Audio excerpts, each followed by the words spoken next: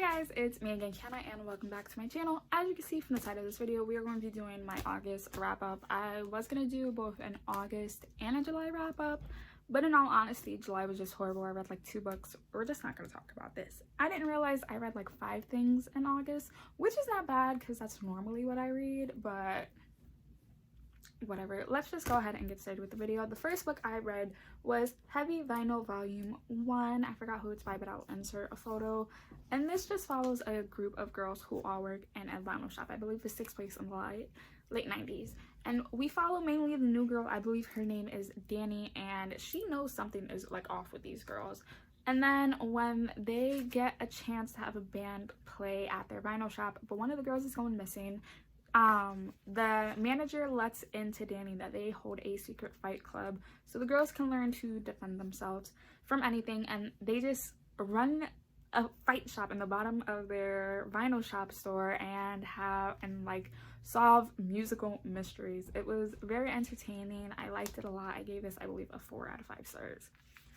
I then read A Thief Among the Trees by Sabaa Tahir with Nicole Andofinger and Sonia Leoy, and this is a graphic novel series prequel to the Ember and the Ashes quartet that we follow Elias, Helene, and Tavi when they're fivers and they're going through training. And in this one, they have to go to an island, and for however many people is in your group, that is how many vials of poison you have to take and bring back to the school, or else you risk getting literally beaten. I enjoyed this a lot because we see them when they're fivers, which was like the most horrible year. And I really did enjoy this, and this was a 4 out of 5 stars. I then read The Upside of Falling by Alex Light, and this follows Becca and Brett. Becca is a book nerd, if you say so, and Brett is a popular football star. His family is very wealthy, and one day when Becca's old best friend basically comes at her for never being in a relationship, Brett comes to the defense and says that they've been dating since the beginning of summer, but they just didn't want anybody to know. Brett has never had a girlfriend, and Becca has never really had a boyfriend, so they start to fake date, which is one of my favorite tropes. Fake dating to real dating. I really did enjoy this. It was amazing, and I hope this author releases more. This was originally released on Wattpad, if you can see it right here, but then because of how much hype it got, Epic Reads reached out to the author and then they physically published it. This was really cute. I read this in a couple of days, and it helped me start to get out of my reading slump, really. I then reread The Titan's Curse by Rick Riordan. This is the 3rd book in the Percy Jackson and Olympia series, and this is when we meet Bianca and Nico D'Angelo, which we find out is the son of daughter of Hades.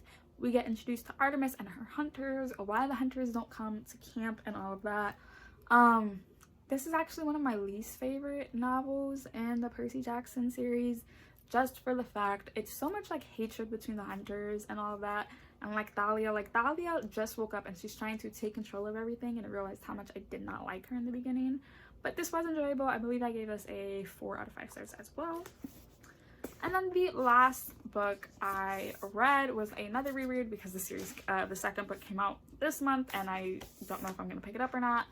And that is The Elder's Curse Book 1, The Red Scrolls of Magic by Cassandra Clare and Wesley Chu.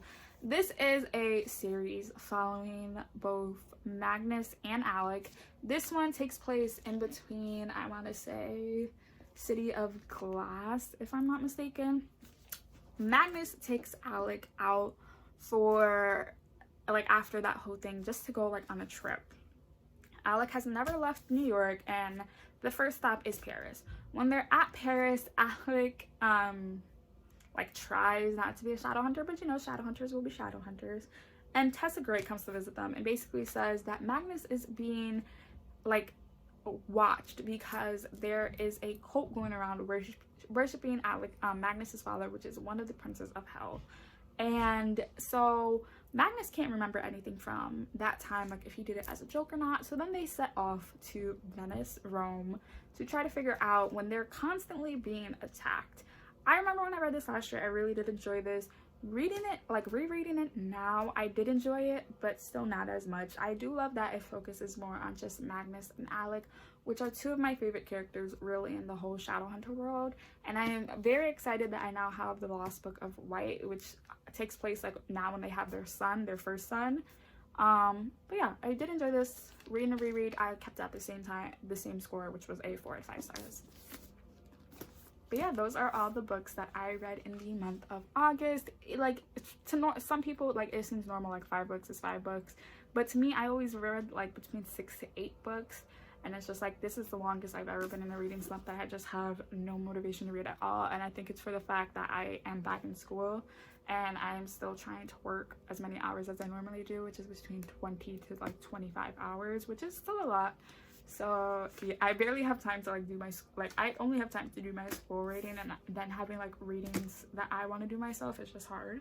But yeah, I'll be leaving here 2 videos. Honestly, for you guys to go check out. I try my hardest now to post like at least twice a week if I can keep up, and I'll see you guys whenever I post another video.